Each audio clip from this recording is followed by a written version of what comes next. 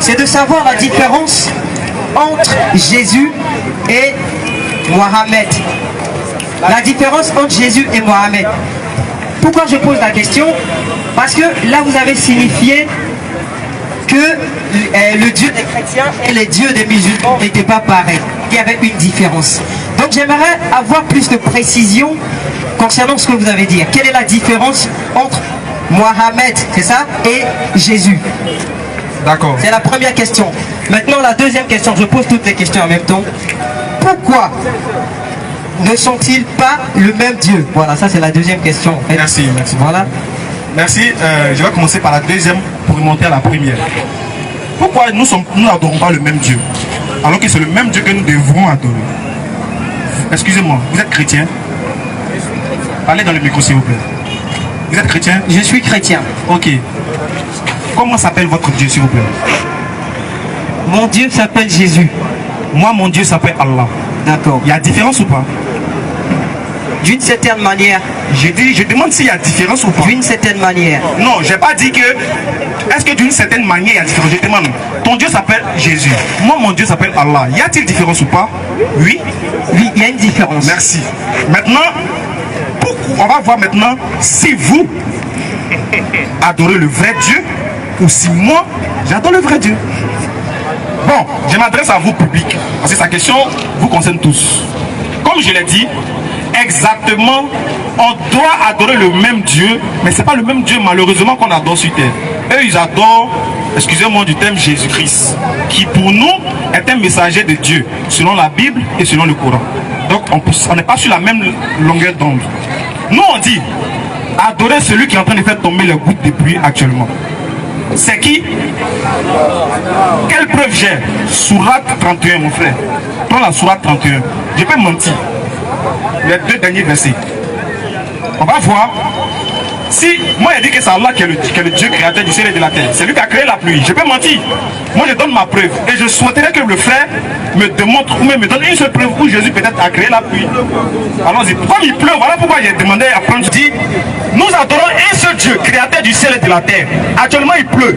Moi je dis, c'est mon mot. Parce qu'il peut venir te dire que toi ton produit est faux. Ton produit n'est pas doux. C'est pour moi là qui est doux.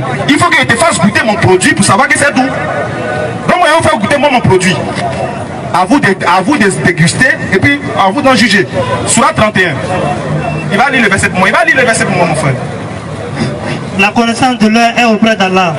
Allah dit que c'est lui qui sait quand est-ce que le monde va finir. Ça c'est digne d'un Dieu.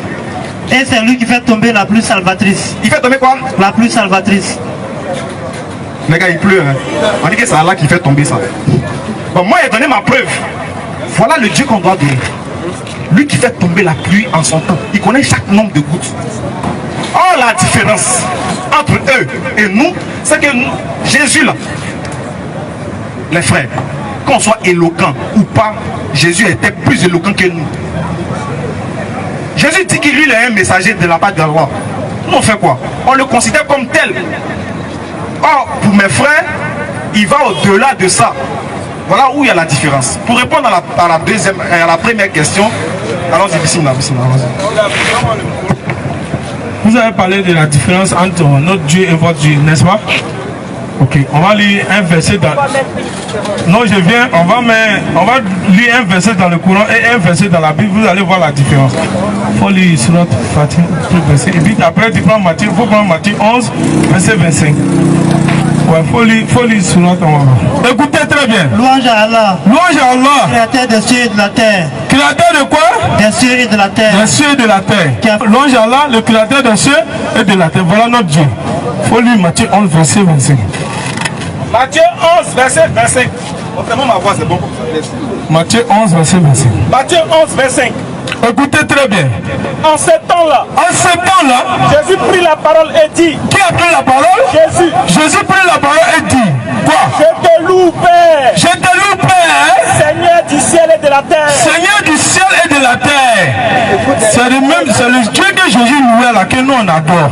Lui qui dit il a créé les cieux et la terre, Jésus dit c'est lui, c'est lui qui a créé les cieux et la terre. Voilà la différence. Mais toi tu adores celui qui loue un autre Dieu qui est le créateur. C'est la différence qu'il y a. D'accord. Ok. Il n'y a pas de problème. Vous avez correctement répondu à ma question. Okay, merci. Voilà, merci. maintenant la dernière question c'est, puisque Abraham est le père des musulmans et qu'il est le père des chrétiens, Abraham eut 2 fils. Voilà. Donc, est-ce que Abraham adorait Allah ou bien est-ce que Abraham était musulman ou chrétien? C'est la précision que j'aimerais avoir. C'est la question, la réponse du mot à la question que j'aimerais avoir. Voilà. Ok. Le frère veut savoir si le père de la foi, Abraham, était-il chrétien ou musulman. Je crois que chacun donne ses preuves. Nous ne sommes pas là pour parler de notre tête. On ne puise pas de notre tête. On pense que Allah il a dit. Parce que nous, on est déjà focalisé sur quelque chose. On a un guide. Vous ne le voyez pas, mais il est à côté de nous. Donc on va le voir dans le Coran. Dites-vous. Écoutez la réponse du Coran. Le Coran va nous clarifier, mon frère. Qu'Abraham, Ismaël, Oui. Isaac Oui. et Jacob et la tribu étaient juifs ou chrétiens. Dieu nous pose la question. Attends, donc vous pensez que Abraham, là, il était juif ou il était chrétien? Continue. Dis, est-ce que vous êtes les plus savants ou Allah? Attends, c'est vous qui savez ou bien c'est Allah qui sait? Il n'était ni juif, Voilà, maintenant Allah il répond. Allah il n'était ni juif, ni chrétien. ni chrétien. Il était entièrement soumis à Allah. Il était entièrement soumis à Allah. Musulman. Il n'était point du nombre des associateurs. Il était point du nombre des associateurs. Pourquoi Allah il dit que Mohammed, oui, Abraham était musulman? Oui.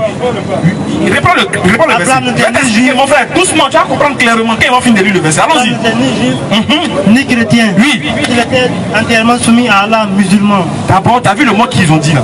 Il était entièrement soumis à Allah. Est-ce que tu es d'accord que Abraham était soumis à Dieu? Oui, il était soumis à Dieu. Le fait d'être soumis à Dieu, là, c'est ce qu'on appelle musulman. Vous vous laissez piéger par le mot. Vous pensez que musulman veut dire aller à la mosquée au temps de Mohammed avec les chapeliers. C'est pas ça. Tu vois, le fait d'être musulman, là, c'est le fait d'être soumis à la volonté de Dieu. Est-ce que tu comprends? Ce n'est pas le fait d'aller à la mosquée. Le mot musulman a son sens étymologique et puis il a son sens dans la profondeur. Il faut connaître le mot à l'état pur pour pouvoir développer le mot. Quand tu dis je vais par exemple, si moi je dis je fabrique du pain, ça veut dire je suis quoi? Boulanger. Je suis boulanger. Je peux dire je fabrique du pain sans pour autant dire que je suis boulanger. Mais si tu connais la nature de celui qui fabrique le pain, tu sais automatiquement que c'est un boulanger. Si tu connais la nature de celui qui se soumet à Allah, tu sais que c'est un musulman. Parce que le mot musulman, il y a muslim, c'est-à-dire que c'est quelqu'un qui est soumis, bon gré, mal gré, à la volonté d'Allah subhanahu wa ta'ala. Que le mot musulman veut dire quelqu'un qui est soumis. Donc voilà pourquoi Allah il dit que Mohammed était musulman. Maintenant, mon frère, si tu dis que non, tu ne veux pas, oui, je vais te montrer que Allah a raison de dire ça. Si tu dis que tu refuses cette compréhension, le mot chrétien a vu jour quand? Ouais, excuse-moi. Voilà pourquoi non. Quand il finit le Coran, je vais t'amener à accepter ce que le Coran a dit. Même pas avant même d'aller dans la Bible. Moi, toi-même, tu as reconnaître, tu as dit oui, le Coran a raison. Avant d'aller dans la Bible, je t'ai dit, le mot chrétien a vu jour où et quand. Si tu ne sais pas, je continue. Donc, le mot chrétien a vu jour dans Actes des Apôtres, chapitre 11, verset 26. La Bible dit, c'est à Antioche que les disciples pour la première fois furent appelés chrétiens. Or, Antioche est une ville dont les adorateurs adoraient la déesse Astarté. Dans Actes des Apôtres, chapitre 11, verset 26. C'est-à-dire, si on veut bien calculer, des années après que Jésus soit mort. C'est-à-dire, ce n'est pas Jésus qui a donné le mot chrétien à ses disciples. Ce n'est ni les anges, ce n'est ni Dieu, mais c'est les païens d'Antioche qui ont fait appeler les disciples de Jésus chrétiens. Selon la Bible des catholiques, dans le commentaire des catholiques, il dit que c'était une manière de se moquer d'eux. C'était un sobriquet, une manière de se moquer d'eux. Voilà pourquoi on les appelait chrétiens. Maintenant, si le mot chrétien a vu jour après que Jésus soit passé, est-ce que Abraham était présent quand le mot chrétien existait? La réponse est non. Abraham n'a pas vu. On va lire le verset. Allons-y les frères. Allons-y. 11, verset 26. Acte 11, verset 26. On va voir qu'Abraham n'existait pas. Abraham était déjà mort des siècles et des siècles. Allons-y. Et l'ayant trouvé, il l'amena à Antioche. À Antioche, pendant toute une année, il se réunit aux assemblées de l'église. Oui. Et ils enseignaient beaucoup de personnes. Ce fut à Antioche que, pour la première fois, première fois, les disciples furent appelés chrétiens. tu vois. Donc c'est Antioche, Abraham n'était pas là, il n'existait pas. Ok, Donc, tu ne peux merci. pas dire que Abraham était chrétien parce que lui n'a jamais existé au temps d'Antioche. D'accord. Donc, non, j'ai pas dit qu'il était chrétien. C'est la question que j'ai posé une question. J'ai dit, est-ce qu'il était chrétien ou musulman? C'est la question que j'ai posée. Je n'ai pas dit que vous avez dit ça. Voilà. J'ai Voilà. une phrase Ok. que je fais. Maintenant, la question suivante, c'est quoi? Allons-y, mon frère. Voilà. Vous croyez en Abraham, n'est-ce pas? Non. Vous savez que Abraham existe. Oui. Mais est-ce que vous croyez en Jean aussi? Jean, il a existé. Oui. Jean-Baptiste, il a existé Oui, aussi. il a existé. Voilà. Il Yahya. a annoncé l'arrivée de Jésus. Oui. Vous croyez en cela? Oui. D'accord. Alors pourquoi est-ce que maintenant vous mettez en cause Oui. l'existence que Jésus soit peut-être entre griffes Dieu? On met en cause le fait que Jésus soit Dieu parce que dans toute l'annonce que tu as citée, tous ceux que tu as cités qui ont prédit l'annonce de Jésus, aucun d'eux n'a dit que Dieu devait venir sur la terre. Hein? Jésus lui-même de sa propre bouche n'a jamais dit qu'il est Dieu pour qu'on l'adore. Et de toi le comble, Jésus qui est pour d'autres dieux, lui-même adorait Dieu. D'accord. Merci pour la réponse à cette question. Voilà. Merci pour la réponse à cette question. D'accord. Enfin, on va donner la place au monsieur.